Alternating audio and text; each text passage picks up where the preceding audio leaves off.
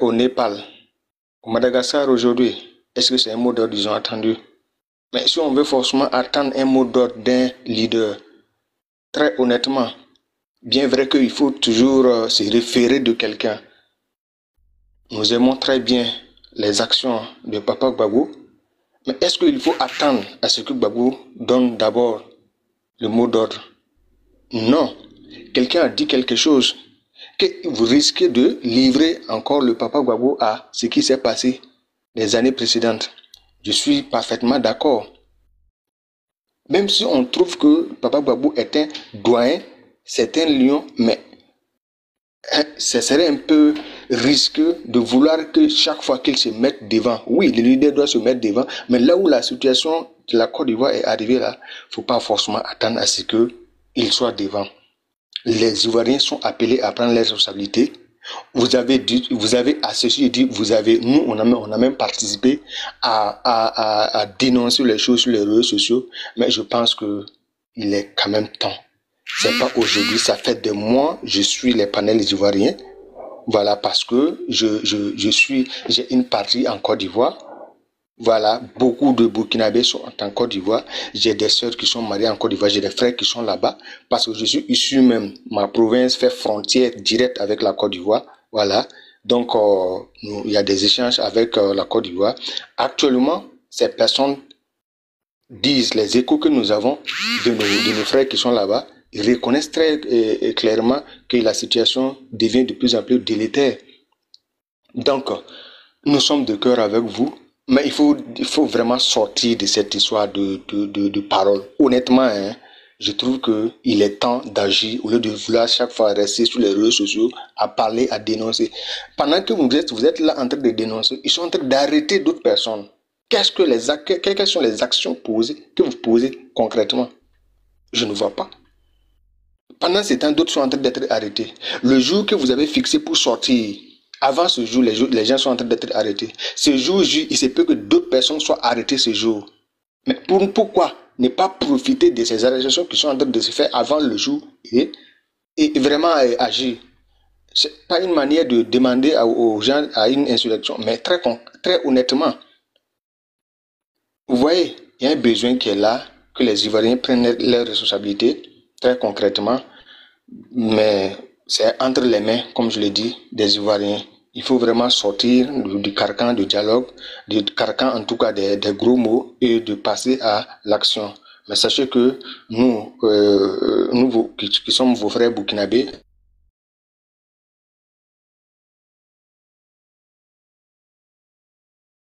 Là, Naba. Excusez, j'ai reçu un appel. Voilà, donc c'était mon mot à dire. Vraiment, merci beaucoup à vous. Je suis là, vous pouvez me descendre, mais je vais rester à écouter. Merci beaucoup à vous. Bonne suite. Merci Naba. Merci Naba. Au fait, moi j'ai dit ici, lorsqu'il avait pris la parole, j'ai dit Ouattara veut être le pôle Biya de l'Afrique de l'Ouest. Ouattara veut gouverner Côte d'Ivoire par WhatsApp. C'est que lui là, il est là, il s'en fout. C'est que si on reste à parler là. Ouattara, au fait, Ouattara est très cohérent. Hein, dans son mal là, il est très cohérent. C'est que le système de Machiavel, il applique ça à la lettre. Il n'a pas, il sait que lui, avec lui, c'est zéro sentiment. Voici le vrai point. Il est très cohérent, ce vieux délai. C'est que c'est un bandit de grand semin. Il n'a pas peur. Et quand il veut commencer à te bouffer là, c'est qu'il te touche un peu. Si tu... Voyez-vous, tu sais, attendez, hier est un peu drôle au fait. C'est que, tu vois, quand tu invites une go une fois chez toi à la maison, tu essaies de la toucher un peu, ça ne réagit pas là, tu vois un peu, non? C'est comme ça Ouattara est en train de biper l'opposition actuellement. Ouattara les bip. C'est que si tu t'assois, tu dis non, hey, c'est démocratie. Lui là, le gars même n'est pas démocrate en question. Le gars là, il n'est pas démocrate. Donc de là à là, c'est-à-dire que, c'est qu'il te touche un peu. Lorsque vous ne réagissez pas, il continue en profondeur. Au fait, c'est le sommet, ils disent. Donc les gars, s'il vous plaît, de là à là, ce qui s'est passé en 2020 là, Ouattara a pris note. C'était une faille, il a corrigé ça. Et donc, il faut que vous multipliez, c'est que vous vous organisez. Mais c'est que c'est comme il a dit au début, lorsqu'il a pris la parole, il a dit mot d'ordre là, il faut supprimer ça. Oui, il n'y aura pas de mot d'ordre. Il faut supprimer ça d'abord. Et donc, c'est-à-dire que c'est une question, c'est une situation spontanée, c'est une réaction, c'est de là à là, c'est ça qu'on appelle révolution. Voici le vrai point. C'est ça qu'on appelle révolution. Regardez les Rodoro, c'est que tellement ils ont confiance à leurs leaders, non? Quand tu parles un peu là, hey, les guerriers de TikTok, de là à là, c'est rentré, ils sont sortis là. Réaction. Il faut que Ouattara a besoin. Ouattara s'exprime en fonction du rapport, c'est qu'en question du rapport de force. L'unité de mesure de Ouattara, c'est le rapport de force. Tant que c'est-à-dire que tu ne te mesures pas, c'est-à-dire que quand il réagit par la force et que toi tu veux passer par la diplomatie là, non, il dit il a gagné et puis il s'assoit, il boit son vin. Ouattara c'est un bandit de grand sommet, donc n'ayez pas pitié de lui. Voici ce que je voulais ajouter. Celtic n'est pas encore prêt. Maman ne veut pas prendre, Maman Afrique Nouvelle, vous ne voulez pas prendre la parole d'abord?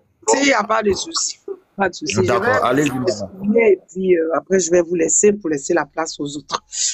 Ben, de toute façon, moi, le message que je vais passer ici, moi, je crois pas à la démocratie. Hein, de toute façon, je le dis souvent. Tout ce que je sais, c'est que je fais confiance au peuple ivoirien. Voilà, je leur fais confiance. Et je sais que dans l'histoire de la révolution des pays et même des peuples, il faut un élément déclencheur. Oui. Au Burkina, c'était quoi l'élément déclencheur? C'était... L'article 30. Voilà. Merci, maman. Donc, au Mali, c'était quoi l'élément déclencheur? Ça a commencé d'abord par Imam Dikou. Pourquoi les gens l'ont suivi? Parce qu'on dit bien Imam Dikou. Et en sachant qu'au Mali, la plupart des habitants là-bas sont des musulmans. Sauf que le peuple ne savait pas que, en fait, derrière ce que Imam Dicko faisait, c'était quelque part d'aider les terreaux, et c'est ce qu'on a vu. Vous comprenez? Donc, aucun peuple, je le dis bien, aucun peuple de ce monde qui prend sa liberté et sa révolution, il faut toujours un élément déclencheur. C'est tout. Et l'élément déclencheur, ce n'est pas le moment où les gens s'attendent en fait. Tania vous a dit tout à l'heure, au Népal, depuis 2008, le peuple subissait. Il rentrait même dans les maisons des gens, il gare les gens. Il te tire dessus, tu es à l'hôpital, il rentre à l'hôpital, il te bamougou. Exactement, c'était ça. Le peuple népalais a subi ça de 2008 jusqu'à 2025. Et vous savez, c'était quoi l'élément déclencheur? C'était tout simplement parce qu'ils avaient juste décidé de fermer les réseaux sociaux.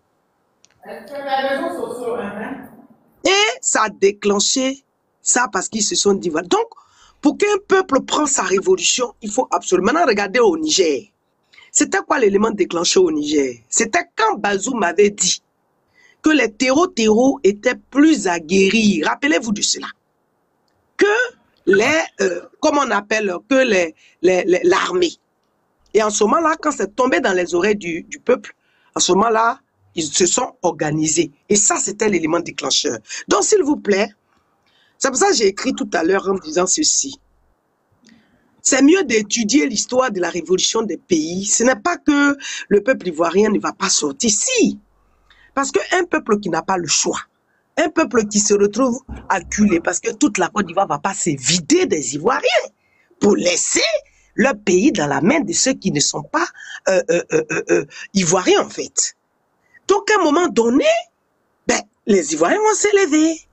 Sauf que les Ivoiriens vont s'élever pas le moment que les gens s'attendent. Pas le moment de ce qu'on dit.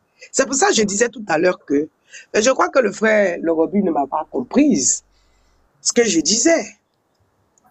Je disais que pour galvaniser le peuple, ce n'est pas le fait de leur mettre la pression. La pression, c'est bien. Mais ça dépend des mots que nous allons utiliser. Sinon, nous savons tout ce qui se passe. Blaise Compaoré, il a gouverné, il a martyrisé le peuple burkinabé. Pendant combien d'années? 27 ans. 27 ans, s'il vous plaît. Oui, et ça, il est important de retenir cela. Vous comprenez? Donc, il faut toujours un élément déclencheur. Vous voyez, les arrestations qui sont en train d'être faites ici, là, qu'est-ce qui provoque ça? Tania a parlé tout à l'heure. C'est la peur. Ils ont peur. Ils ont peur. Donc, actuellement, ce qui se joue là, ils jouent le tout pour tout. Et il faut comprendre que la Côte d'Ivoire est un pays clé, surtout pour l'impérialiste, en Afrique de l'Ouest. Et donc, actuellement, les impérialistes sont en transe. Vous savez ce qui leur fait peur? C'est que ça se déclenche en Côte d'Ivoire, parce qu'ils savent que le jour où ça va se déclencher en Côte d'Ivoire, le peuple ivoirien va se rappeler de 2002, depuis la rébellion, 2004, 2010. Aïe, aïe, c'est gâté. C'est gâté. Parce que cette colère-là est enfouie dans le cœur des Ivoiriens. Cette douleur-là, ils subissent ça depuis 2002. Est-ce que vous comprenez? Et ils savent très bien que cette colère-là, il n'y a rien qui pourra freiner ça. Rien, je vous dis. Donc, le peuple va s'élever. Nous devons continuer le travail à les galvaniser. Continuer, parce que j'ai aimé aussi la sortie pour chuter du frère Ibrahim Traoré. Il a dit quoi? Nous sommes en guerre d'information. En guerre d'information. Et il est important. Et arrêtons de dire, oh, on est sur les réseaux sociaux, on parle. Mais vous connaissez la puissance des réseaux sociaux. Pourquoi le procureur est sorti pour parler des gens qui sont sur les réseaux sociaux? Si tu partages des fausses informations, t'arrêtes. Si les réseaux sociaux ne sont pas puissants. Donc, on va utiliser les réseaux sociaux pour les combattre. Parce que pour l'instant, c'est ce dont nous avons, qui est à notre disposition pour les combattre. Donc, on va non seulement les dénoncer, leur dire qu'ils ne nous font pas peur, et que ce qu'ils cherchent à faire en Côte d'Ivoire, on a très bien compris. Parce que pourquoi ils arrêtent tous les opposants? Ils ne nous ont pas dit qu'ils étaient 90% ou 98% plus nombreux que les Ivoiriens. C'est pas ce qu'ils ont dit. Donc, s'ils sont 90% plus nombreux que les autres Ivoiriens, ou 98%, c'est eux qui l'ont dit, c'est pas moi. Ou 94, 97%. Ils ont peur de quoi alors? Parce que vous savez, quand un gouvernement vacille, c'est comme ça qu'ils s'y prennent. Arrêtez tout le monde. Pourquoi? Parce qu'il faut s'aimer ce qu'on appelle la psychose. Et vous pensez que les Ivoiriens ont peur? Ils n'ont pas peur. Parce que si les Ivoiriens avaient peur, vous n'allez pas voir ce que vous avez vu à Dabou. Vous n'allez pas voir ce que vous avez vu à, comment on appelle ça, à Port-Boué. Vous n'allez pas voir ce que vous avez vu le 9. Le Draman, là, en Côte d'Ivoire, il y a combien de... Les militaires, là, ils sont plus nombreux que le peuple. Admettons que M. Draman fait sortir, je ne sais pas moi, tous ces chars. Et 300 000, comment on appelle, on va dire 300 000 militaires. Et s'il y a 3-4 millions de peuple qui sortent, les 300 000 militaires, ils vont faire quoi avec ça? Ils peuvent maîtriser quoi? Donc le peuple va s'élever. Et je fais confiance au peuple ivoirien. Parce qu'aucun peuple de ce monde ne peut rester acculé, vivre l'injustice et rester sans réagir. Et le peuple va s'élever. Faisons confiance à ce peuple. Et le peuple s'élèvera. Je ne dis pas que le 4, ça y est, ça va être la libération de la Côte d'Ivoire, que le peuple va... Restons quand même prudents. Parce que si on dit, ah ben le 4 là, il va falloir faire machin. Si le peuple estime que le 4, ça va dépendre s'ils sortent. S'ils font, par exemple le 4, si les gens ils sortent tranquilles, ils marchent comme ils ont prévu de marcher par exemple. Ça peut être aussi un élément déclenchant. Pourquoi?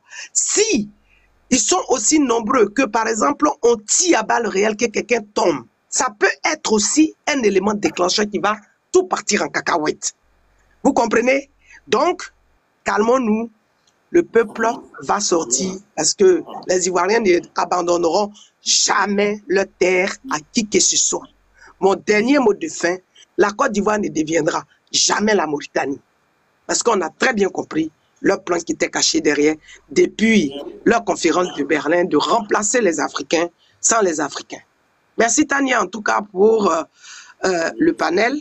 Merci à vous tous. Excellente soirée à vous et puis à très bientôt pour nos lives et puis voilà. Bonne soirée à tous. Merci beaucoup. Merci, Maman Afrique Nouvelle. Passe une bonne soirée à vous. Merci, merci. Lorobi, tu vas ajouter quelque chose avant qu'on ne passe la parole à Abinos. Je veux dire merci d'abord à notre maman qui vient de parler. Tout à l'heure, j'étais vraiment en colère parce que, sincèrement dit, quand j'ai vu l'arrestation de Frère Las, je n'ai pas pu accepter. Ça m'a fait très mal, sincèrement. Raison pour laquelle tout à l'heure, quand j'ai pris la parole, j'étais vraiment en colère. Voilà, par rapport à Las, par rapport à son arrestation. Donc, merci beaucoup la vraie mère qui vient d'intervenir. Voilà, on est tous dans le même combat pour la libération de la Côte d'Ivoire. Mais le problème ici, c'est quoi? Le problème ici, vous savez, souvent on néglige les petites choses dans les pays. Tania, elle est là. Hein. La fois passée, je lui ai parlé comment ils ont remplacé la population de l'Argentine. Plusieurs pays même d'ailleurs, que nous vivons aujourd'hui, là, que vous voyez, plusieurs pays là, c'était tellement facile de remplacer les populations de ces pays. Aujourd'hui, là, quand tu t'assois, tu regardes la Côte d'Ivoire, là. C'est ce qui est en train d'arriver à la Côte d'Ivoire, en fait. Et moi, j'ai très peur, surtout de ce côté-là. Le grand remplacement de la population. Regardez comment ça se passe un peu. Lorsque les Ivoiriens fuient de la Côte d'Ivoire, c'est en ce moment-là, on va prendre les Syriens qui ont changé leur président, que les Européens même sont en train de faire rapatrier déjà. Les Syriens qui avaient fui sur Bachar al-Assad. Mais c'est en ce moment-là, on prend ces personnes-là pour venir les installer en Côte d'Ivoire. Concernant la destruction... Tania, ton micro. Et cependant, en même temps, les Ivoiriens, les enfants qui sont sortis de la Côte d'Ivoire pour aller se chercher, qui n'ont pas eu la solution, ils sont rejetés à travers le monde entier, ils ne sont pas reconnus comme des Ivoiriens. Mais on a des questions à se poser. Moi, j'ai vu plusieurs vidéos. Mais ces enfants-là, ce n'est pas seulement que les enfants du Nord. C'est les enfants ivoiriens. Ils sont dans le désert. Ils sont un peu partout à travers le monde aujourd'hui. Ouattara ne les reconnaît pas comme des Ivoiriens. Cependant, là, on va prendre les autres là pour venir les installer en Côte d'Ivoire. Est-ce que ça ne vous pose pas de problèmes? Moi, ça me pose trop de problèmes quand je vois ça. Et c'est fait exprès. C'est bien préparé. Pour dépouiller une nation de sa population, c'est trop rapide. Les binationaux, là, ceux qui n'aiment pas la Côte d'Ivoire, ils vont les utiliser contre les nationaux. C'est ce que beaucoup de personnes doivent comprendre ici. On va utiliser les binationaux contre les nationaux. Quand ils vont finir de se débarrasser des nationaux, là, les binationaux qui vont rester là, soit tu deviens esclave, soit tu quittes le pays. C'est ce qu'ils sont en train de faire. Donc c'est très dangereux pour ce qui est en train d'arriver à la Côte d'Ivoire.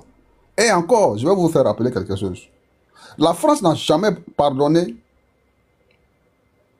la Côte d'Ivoire à cause du président Laurent Gbagbo. Quel que soit, ils sont dans une vengeance d'avoir dit non à l'armée française en Côte d'Ivoire. C'est ce que le président Assimi Goïta disait la fois passée là. Lui aujourd'hui là, c'est rien, hein. Lui il peut quitter le pouvoir. Mais si jamais le Mali retourne dans la mer de ceux-là encore là, ce qu'ils vont faire subir au peuple malien, ça va être inimaginable. C'est comme ça et ils sont. C'est-à-dire quand ils sont chassés à quelque part, au pire, ils ont eu la possibilité de se retourner là où ils étaient chassés là. Mais ils viennent avec une vengeance. C'est ce qui se passe en Côte d'Ivoire. C'est pourquoi vous voyez dans les tracts là, ils n'écrivent même pas. Ils n'ont pas besoin d'ethnie, ni la religion. Sinon, le président Laurent Gbagbo qui était montré ici comme quelqu'un qui était contre les musulmans, qui cassait les mosquées, qui faisait ceci là. Aujourd'hui, la Ouattara a détruit plus de 34 mosquées en Côte d'Ivoire, à Abidjan. Est-ce que vous les voyez dénoncer? Est-ce que vous voyez France 24, TV5 Monde s'est intéressé à ça? Les arrestations qui se passent en Côte d'Ivoire aujourd'hui. Hier, quand le président Gbagbo était au pouvoir, tout a été dénoncé. Les mensonges comme la vérité, tout a été dénoncé sur ces médias de merde là. Mais est-ce que vous voyez ces médias-là aujourd'hui en train de se mêler des problèmes de la Côte d'Ivoire, malgré ce que Ouattara est en train de faire subir aux Ivoiriens est plus grave que tout? Rien, zéro, nada. Et ils ne vont jamais dénoncer parce que c'est dans leur intérêt. Et voilà la partie qui fait peur. Mais ça n'est pas nous seulement. Ils ont déjà détruit notre avenir. Mais et nos enfants, nos petits-enfants, comment ils vont faire? Comment ils vont faire? Cette histoire de politique là, je vous jure, En ce moment-là, la Côte d'Ivoire n'a pas besoin de politique. Hein. Parce que le complot contre la nation ivoirienne, c'est-à-dire, les gens ne peuvent pas comprendre. Au Mali, là, qu'est-ce qu'ils ont fait là-bas avant l'arrivée du président Assimi Goïta? Ils sont allés prendre une partie des populations du Nord pour venir les ménager avec les gens du Nord du Mali pour créer une rébellion. Derrière ça, maintenant, ils se cachent pour piller les richesses. Et en même temps, ils sont en train d'aider comment on appelle ces petites minorités de la population qui sont dans le nord du Mali là, à demander leur indépendance vis-à-vis des autorités maliennes. C'est-à-dire, ils veulent créer un État dans un État. C'était pour couper le Mali, le reste du Mali là, du nord, là où il y a les richesses du Mali, où ils étaient installés là. C'était pour créer un deuxième Mauritanie dans le Mali parce que le territoire malien est trop grand. Vous voyez un peu? Donc, quand moi je m'assois, je regarde tous ces complots-là qui s'est passé dans tous ces pays, au plus je vois la nation ivoirienne en train de partir vers là-bas, mais c'est inquiétant. Si on ne dit pas ça au peuple, là, le danger qui est en train de les guetter, là, le danger qui nous guette à tous, là, mais il faut avoir le courage de leur expliquer.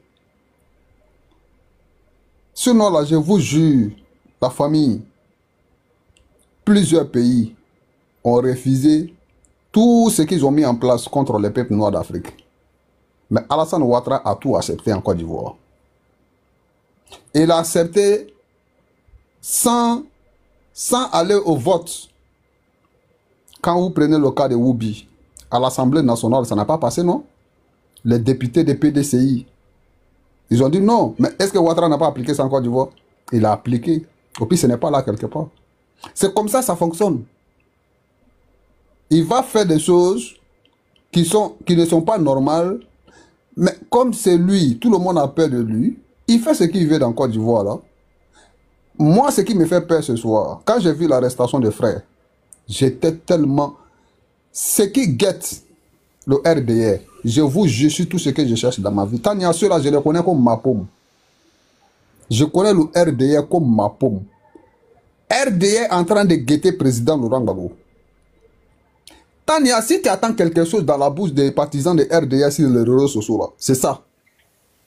Quand ils ont dit, on devait faire à président Gbagbo ce qu'on a fait à Gueye là, Tania, je te le jure, c'est vers là-bas, ils sont en train de partir. Voilà mon inquiétude. La fois passée, j'ai dit à Tania ici, j'ai dit, je vais lancer un message de protéger la vie du président Laurent Gbagbo. Parce que je sais qui est en face de eux. En Côte d'Ivoire, là, moi, je sais qui est Ouattara. Ouattara a dit ici, en Gbedra, que l'opposition a peur de lui en Côte d'Ivoire. Vous n'avez pas vu ça? Qu'ils ont peur de moi. Que cette fois-ci là, que c'est passé les CNTTT là, où ils se moquent là, des CNT, des Bédier là. La vidéo est là. Ils se moquent que prochainement là, que cette fois-ci là, que la personne qui va créer ça là, que la personne aura affaire à lui. Donc Ouattara, il fait tous ces bordels là, et on a assis. Moi c'est la partie là qui me fait mal. Et il est en train d'arrêter tous les fils de la Côte d'Ivoire. Il est en train de les envoyer en prison, soit au cimetière. Et on est là, il n'y a rien qui bouge. Mais c'est inquiétant. Donc moi, je vais m'arrêter ici. Si rien n'est fait, ceux-là, leur programme de 50 ans, là, qu'ils ont mis dans leur tête, là, et ils ont pris le pays, c'est jusqu'à 50 ans, là. C'est ça leur objectif ici, hein, si vous n'avez pas encore compris. RDR dit, Guillaume Soro a dit, nous ne sommes pas battus pour que le pouvoir reste au nord, là. Moi, Soro, là, je ne suis pas dedans. On s'est battu pour une démocratie vraie. Mais si c'était ça là qui est là, moi je ne me reconnais pas à ça. Ils veulent gouverner la Côte d'Ivoire en autarcie. Ils veulent fermer la bouche de tout le monde. Le plus grave, c'est le remplacement de la population ivoirienne. Quand Kandia Kamara a dit on ne veut plus attendre parler des BT baoulés, on veut attendre tout coup ivoirien là. Mais ne soyez pas demain qu'un Libanais soit candidat à la tête de la Côte d'Ivoire. Ce n'est pas les Libanais qui sont en train de vendre aujourd'hui terrain à Abidjan. Pas les Libanais qui sont en train de vendre aujourd'hui terrain à Abidjan. Pas les Libanais qui sont en train de vendre aujourd'hui terrain à Abidjan. Qui sont devenus les propriétaires terrain. Voilà un peu le programme. Voilà un peu le complot. Voilà un peu le système qui est bien préparé contre la nation ivoirienne. La France ne va jamais pardonner la Côte d'Ivoire de lui avoir dit non en 2002 jusqu'en 2004, jusqu'en 2011. ils sont en train de se venger des peuples de Côte d'Ivoire. Et c'est ce que le président Assimi Goïta a dit la fois passée. Si on s'amuse, que le Mali retourne encore dans la mer de ces gens-là, c'est qu'ils vont monter cette fois-ci-là. Ça serait plus grave ce qu'on a déjà vu. Donc je m'arrête là pour le moment. Il faut que les gens se rendent compte le danger qui guette la nation ivoirienne. Moi, j'ai mal pour le frère Las. Sincèrement, je ne sais pas comment faire pour rentrer en contact avec ce monsieur. Je l'aime tellement que son intervention, il est tellement apolitique quand il parle. Il a des arguments tellement que moi, ça colle de lui sur le jour de si NCI, moi, je m'avais écouté le discours. Parce que c'est des arguments politiques. Mais aujourd'hui, on en est où lui, il va se faire arrêter. Kone Katina. Après, c'est qui encore? C'est à qui le tout? Président Laurent Gbagbo. Voilà la triste réalité qu'ils sont en train de préparer. Je m'arrête là pour le moment. Merci beaucoup. Merci, Lorobi. Abinos, c'est pas moi qui t'ai fait descendre. Il y a plusieurs modérateurs. Moi-même là, il ne peut pas faire monter ni descendre. S'il te plaît, il faut revenir lancer ta demande. C'est pas moi. Oui, mais Sankaré, au suivant. Mais si ce n'est pas un matin, ça sera un soir. Hélicoptère là, on a vidé déjà la kérosène dedans. Hein. Il te prévient en même temps. Attends à bouger. Ok. Celtic, ok, merci. Allez, prends la parole. Apassa, bonne arrivée. Bonsoir Tania, bonsoir Aigle Royal, bonsoir la grande sœur Choua. Bonsoir Celtic.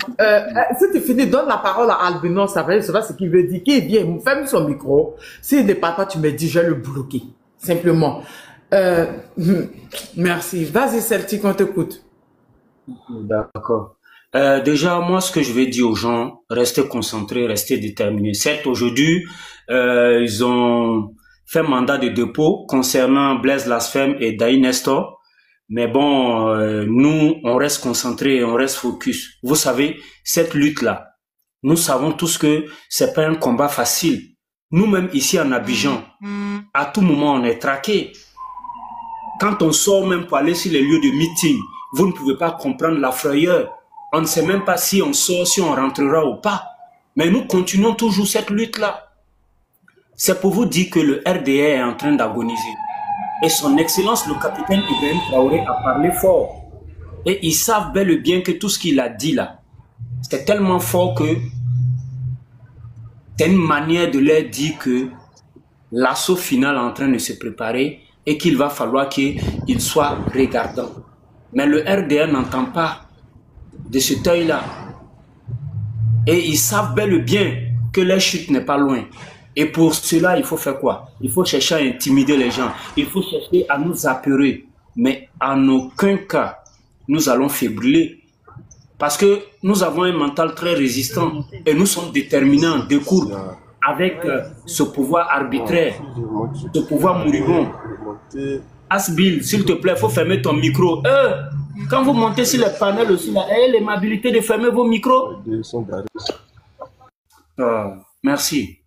Donc, comprenez que aujourd'hui, plus que jamais, nous sommes déterminés et que nous n'allons pas baisser les bras. Et ce combat-là, Inch'Allah, nous allons gagner ce combat parce que nous avons déjà gagné le combat spirituel. Et nous allons finalement aller dans le rapport de force. Parce que Draman, le dramatique, ne nous laisse pas le choix. Parce que quand on est dans l'illégalité, quand on fait venir M. Kone Brahma, qui ne dit rien de bon que vouloir nous museler, et que malgré ça, nous sommes déterminés parce qu'ils savent bel et bien que nous avons gagné le combat médiatique aujourd'hui, surtout sur les réseaux sociaux. Nous n'avons pas peur, nous n'aurons pas peur. Parce qu'on a vu ici avec Abdou Richard, qui faisait la même chose, qui malheureusement n'a pas eu gain de cause. Nous on dit, vous là, on ne vous reconnaît pas, vous n'avez jamais eu de légitimité en Côte d'Ivoire, vous n'êtes pas crédible et nous on ne vous veut pas. Il y a des gens qui utilisent des narratifs pour dire qu'on ne veut plus Draman. Draman n'a jamais eu de légitimité en Côte d'Ivoire. Le président vrai et légitime de la Côte d'Ivoire jusqu'au jour d'aujourd'hui, c'est bel et bien son Excellence, le président Gbagbo Laurent. D'autant plus que dans l'incapacité de proclamer les résultats provisoires de la CEI, le Conseil constitutionnel s'est saisi du dossier et a proclamé le président Gbagbo Laurent comme le vainqueur des élections de 2010 et l'a investi. Quoi de plus légitime que quelqu'un qui a été proclamé vainqueur du Conseil constitutionnel? Nous savons tous, eux-mêmes, ils savent bel et bien, eux qui disent respecter la Constitution ivoirienne, qui cependant ne savent même pas ce qui veut dire la Constitution ivoirienne. Nous, on est déterminés.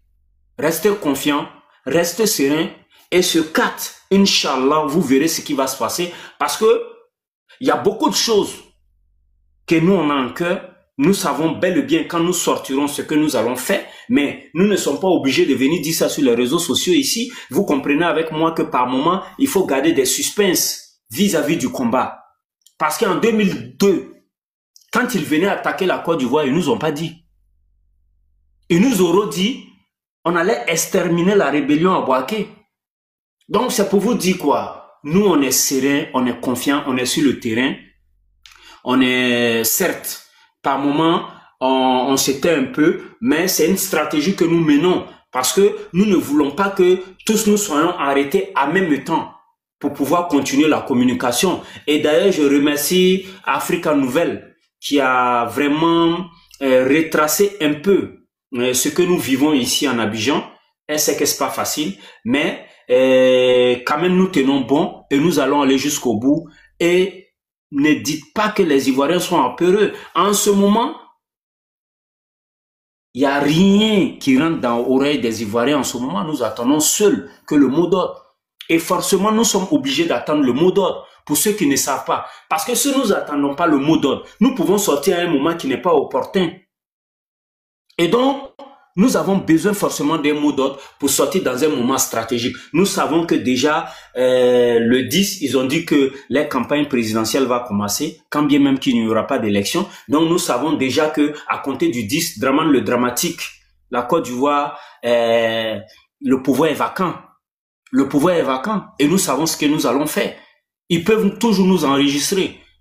Mais en même temps, nous sommes prêts à constituer les martyrs parce que nous savons que on ne peut écrire l'histoire d'un pays sans les martyrs. C'est la raison pour laquelle le président Gbagbo Laurent a fait bloc et il a dit il n'est pas d'accord.